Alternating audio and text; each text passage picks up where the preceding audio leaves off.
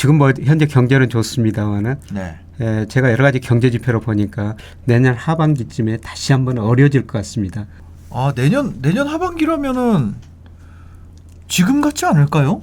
뭐 어떤 게 지금 제가 너무 당황스러워서 그렇잖아요. 지금 모든 것이 이제 코로나가 회복이 되고 그럼 다시 이제 정상화가 되고 지금 경제가 좋아요. 지금 안 좋은 것 같은데 다 막 물론 저 중소기업, 영세업자들 네. 그다음에 자영업자들 경기는 정말 안 좋습니다. 네네. 그러나 뭐 삼성전자, 포스코, 현대차, LG전자 이런 대기업 경기는 굉장히 좋고요. 뭐 이 거의 사상 최고치 기록하고 있지 않습니까? 네. 그리고 뭐 한국은행 통계청에서 경제를 나타내는 뭐 산업활동 GDP 이런 거 발표했는데요. 네네. 거의 다 지금 V자 회복이에요. 아. 그래서 현재는 좋은데 문제는 앞으로가 나빠질 가능성이 높다는 거죠. 네. 그러니까 말씀하십시오. 2008년 글로벌 금융위기가 왔었고요. 네. 그다음에 작년에 코로나 경제위기가 왔지 않습니까? 네. 그래서 각국 정부가 돈을 엄청 썼었어요. 그러다 보니까 정부가 부실해졌고 그다음에 중앙은행은 금리 0%까지 내리고 양적 완화를 통해 가지고 돈을 엄청 풀었거든요. 그러다 보니까 경기도 회복되고 자산 가격도 올랐지만은 기업 가계부채가 많이 늘어나 버렸습니다. 부채가. 한마디로 부채에서 성장했다는 거죠. 네. 그래서 지금 부채가 너무 빠르게 늘어나고 있고요. 그런데 과거 이기 보면은 이 부채 위기가 왔었는데 지역적인 것이었어요. 네. 뭐 남미에서 일어났든지 그리스에서 일어났든지. 그런데 이번 부채는 전 세계적인 모든 나라에서 똑같이 증가하고 있거든요. 네.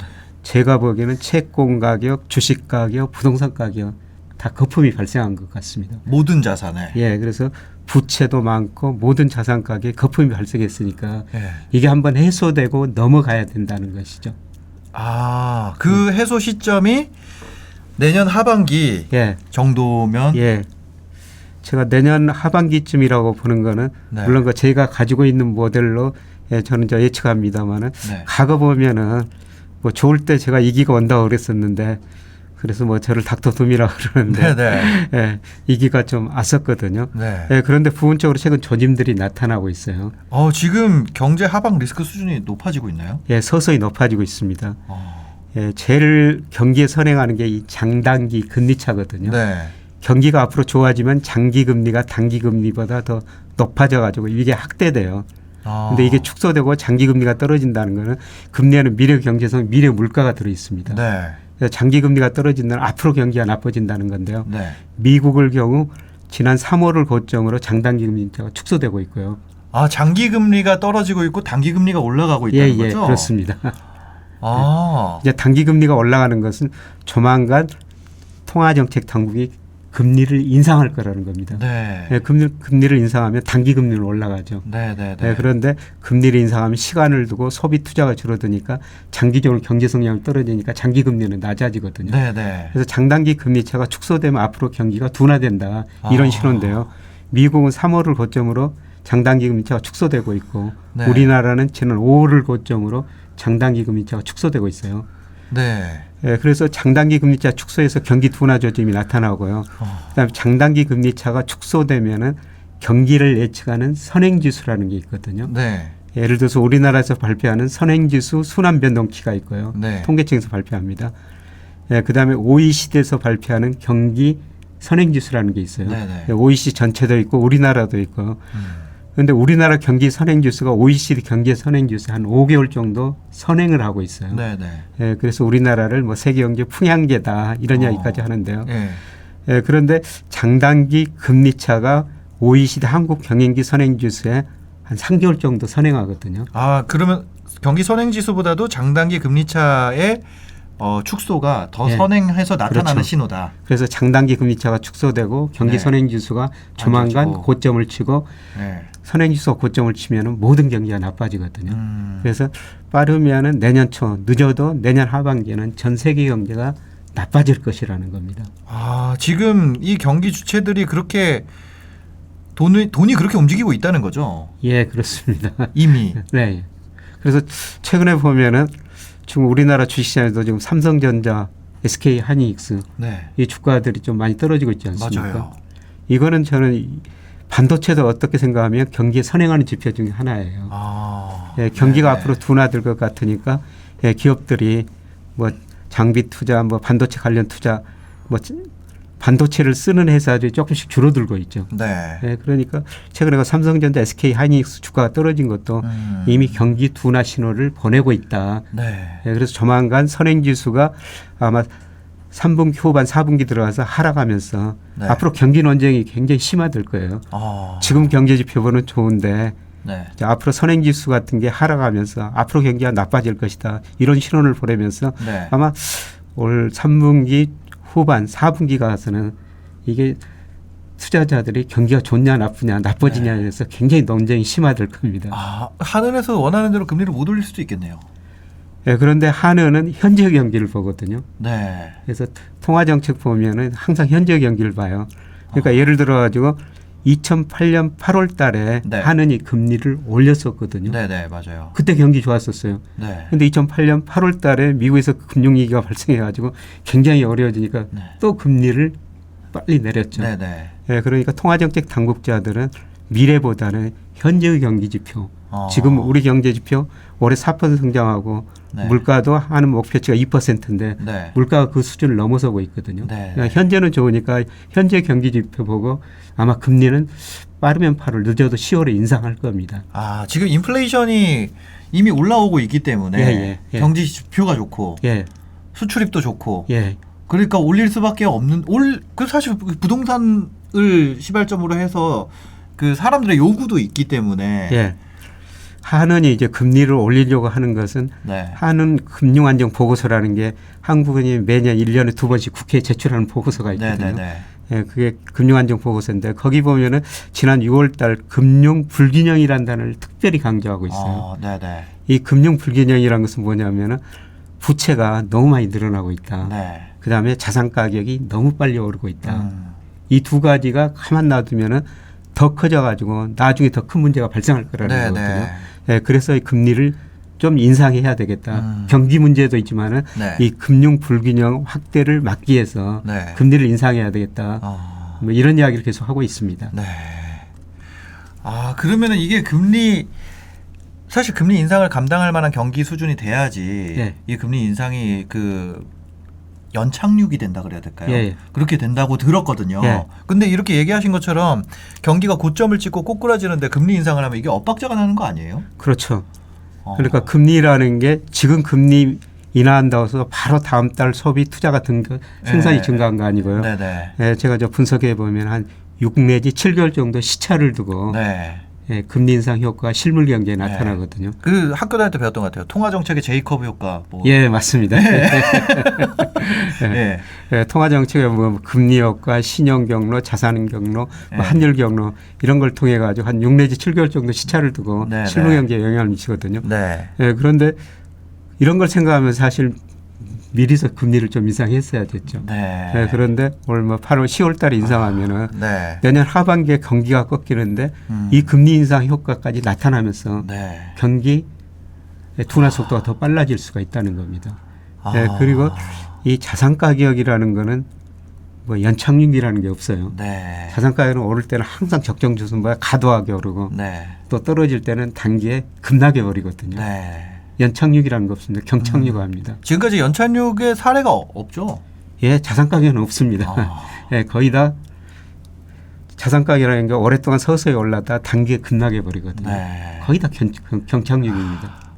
그럼 지금 전반적인 이제 전 세계에 부채 수준이 높아졌고 그 다음에 미국의 경기 지표가 안 좋은 쪽을 가르치고 있고 이런 상황인데 그러면 다음에 쇼크라는 건 혹시 이런 걸 예측한다는 건 사실 쉽지 않을 수도 있는데 뭐 코로나는 당연히 예측을 못했고 그 전에 뭐 미국발 금융위기가 있었고 아니면 뭐 미중 무역 분쟁도 있었고 뭐 유럽발 위기도 있었고 이런 식으로 세계 곳곳에서 이제 그런 위기들이 나타났었잖아요.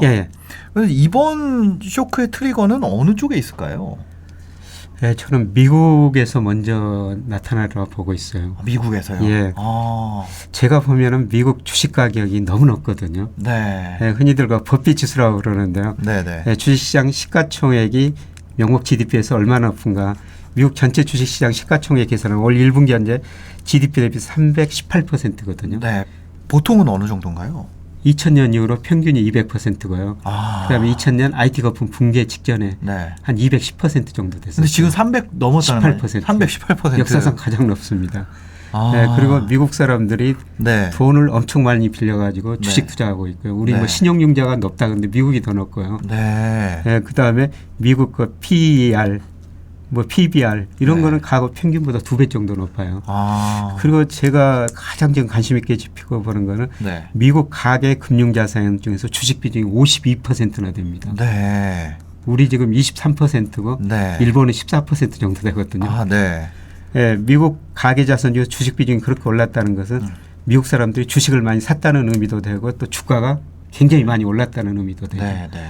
예, 근데 2000년 IT 거품 붕괴 직전, 그 다음에 2007년 글로벌 금융위기 직전에도 미국 자산 가격 자산 중에서 주식 비중이 한 50% 정도 근접했었어요. 지금 50을 넘어섰고요. 예, 지금은. 예, 이런 지표 보면은 네. 예, 미국에서 아마 가장 큰 거품이 발생했고요. 예, 저는 좀 미국 국가 신용 등급이 머지않아 떨어지지 않을까. 전에 그런 일이 있었죠. 그 시퀘스트레이션이었나? 예, 그게 그때 2011년이었었거든요. 네네네. 2011년 8월에 S&P가 네. 예, 미국 국가 신용 등급을 떨어뜨렸어요. 무디즈는 유지를 하고. 예. 예. 그때 한 달 만에 뭐 우리 주가, 미국 주가 거의 20%가량 떨어진 적이 그렇죠. 있었거든요. 저는 그때 경험이 생생하는데요. 네. 뭐 그때 제가 자산운용사 투자 자문사를 하고 있었는데 네. 저희 고객 중 한 분이 저희한테 삼성전자, 포스코 저희가 그런 우량주를 사줬는데 그거를 담보를 해가지고 돈을 빌려가지고 네. 파생상품을 투자했었어요. 방향은요? 올라가는 데다 그렇죠. 네, 그런데 이게 갑자기 20%가 떨어져 버리니까 네. 그 500억을 손해 본 적이 있었거든요. 한 달 사이에. 네, 그때 기억이 생생합니다. 네. 네. 그래서 그분은 그 500억을 갚기 위해서 네. 저희한테 맡겨둔 삼성전자 주식을 팔았어야 했어요. 네. 그때 삼성전자 주식이 뭐 액면 분할 전이었으니까요. 67만 원이었거든요. 네. 네, 그런데 그때 지금 그 가격으로 하면은 지금 뭐 350만 원 정도 하지 않습니까? 네. 네. 그런 경험이 있는데요. 예, 지금 이번에는 좀 무디스일 것 같습니다. 예, 무디스가 미국의 네네. 국가 신용 등급을 AA 마이너스, 이 마이너스가 부정적이라는 거거든요. 네네. 문제가 발생하면 신용 등급을 낮출 수가 있다는 거죠. 예, 그런데 지금 미국의 국가 부채 뭐 GDP 대비 130% 근접하고 있고요. 네. 그런데 미국의 대부채가 너무 많이 늘어나고 있어요. 네. 올 1, 4분기 기준으로 보니까 한 14조 3천억 달러 그리고 GDP 대비 한 63%. 네. 미국 안에서도 부채가 높고 밖에서도 부채가 높으니까요. 아마 제가 생각하기에는 뭐 이런 신용평가 기관이 미국과 신용 등급 떨어뜨릴 수도 있을 것 같거든요. 네. 네. 네, 그런 것들이 아마 이게 트리거가 될 수가 있겠고요. 그러면 우리가 이제 무슨 지표로 확인하느냐. 네. 뭐 아까 장단기 금리차 축소 이게 좀 미리서 나타나는 지표라고 보고 있습니다만. 네. 예, 저는 뭐 일별로는 호주 달러하고 스위스 프랑이라는 상대환율을 면밀히 지켜보고 있습니다. 스위스 프랑이랑 호주 달러요. 예. 예, 선진국 중에서 이제 호주 국채 수익률이 높고 스위스 국채 수익률이 낮거든요. 네. 글로벌 금융시장이 안정적이라면 스위스에서 돈을 빌려가지고 호주 국채를 사면은 네. 그만큼 아비트리지가 예, 되죠. 그렇죠. 예. 예, 그래서 금융시장이 안정적일 때는 호주로 돈이 몰리니까 호주 달러 강세예요. 예. 근데 금융시장이 불안하면은 스위스 프랑 사람들이 수익성보다는 안정성을 찾거든요. 네네네. 스위스로 돈이 가기 때문에 스위스 프랑이 상대적으로 강세면 금융시장이 불안해지는 조짐이에요. 그런데 네. 최근 들어가지고 예, 계속 더 상대적으로 스위스 프랑 강세, 호주 달러 약세. 네. 예, 저는 이게 별로 좋은 조짐은 아니라고 생각합니다. 예, 그런데 이것들이 네. 과거 우리 주가와도 상관계수가 굉장히 높았었어요. 그런데 최근에 호주 달러 약세, 스위스 프랑 강세도 우리 주가는 좀 버티다가 네. 최근 조정 보이고 있습니다만은 네. 예, 이런 지표를 면밀히 관찰할 필요가 있는 것 같습니다. 지금.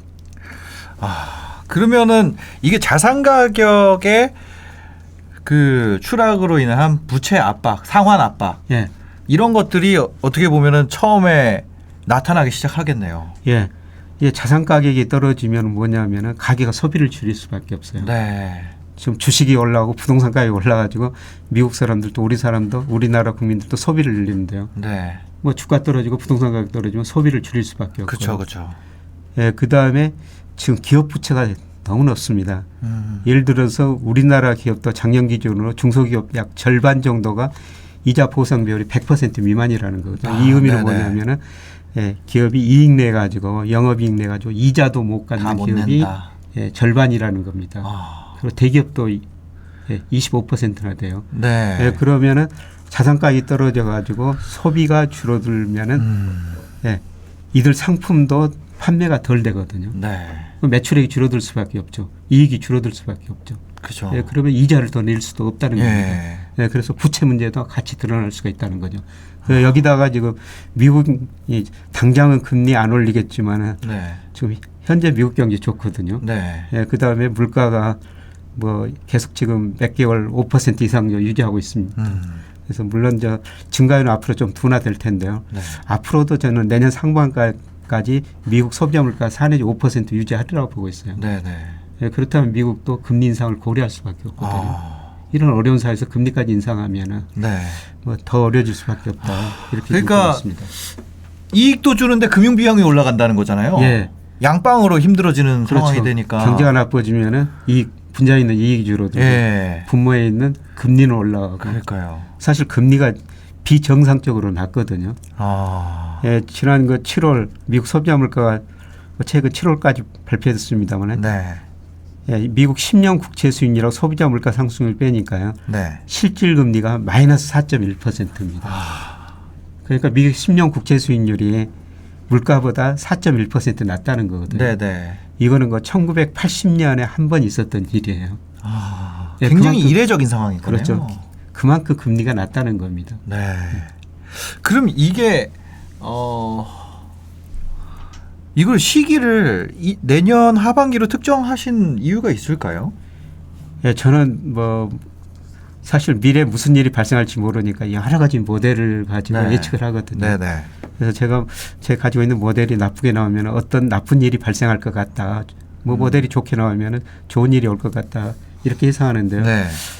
뭐 우연히도 그 모델이 많이 맞추고 있어요. 네. 그래서 제가 2000년 9.11 테러 때 좀 미리서 그 이야기를 했었고요. 2001년 9월 달에 폭락한다. 네. 예, 그리고 2019년에도 그 책을 뭐 그때도 공지를 했었습니다만 네, 네. 예, 2020년 상반기에 경제가 굉장히 어려워지고 우리 코스피가 1600까지도 떨어질 수 있다. 뭐 네. 2000이 훨씬 넘었는데 뭐 1600까지 떨어질 수 있다. 누구도 그냥 안 믿더라고요. 그죠. 근데 우연히도 또 코로나19가 터져가지고 네. 예, 그런 결과를 초래했습니다만 네. 예, 제가 가지고 있는 모델에 나쁘게 나오면은 반드시 외생적인 사건이 또 터졌거든요. 그 그게 외생적 무엇인지는 모르지만 모릅니다. 그 외생 변수가 나오긴 나왔다는 거잖아요. 예. 그러니까 그게 어떻게 보면 그냥 핑계가 된 걸 수도 있겠네요. 예, 그렇습니다. 그런데 저는 그렇게 하면서요. 네. 예, 제가 가지고 있는 외생 변수, 뭐 주가에 선행하는 변수가 때로는 국제 유가도 되고 그다음에 경상수지도 되고 이런 것들이 되는데요. 그런 변수에 이런 거 여러 가지 사건들이 미리서 서서히 반영되지 않는가. 네. 뭐 결과적인 이야기입니다. 그런 네. 생각도 예, 가끔 듭니다.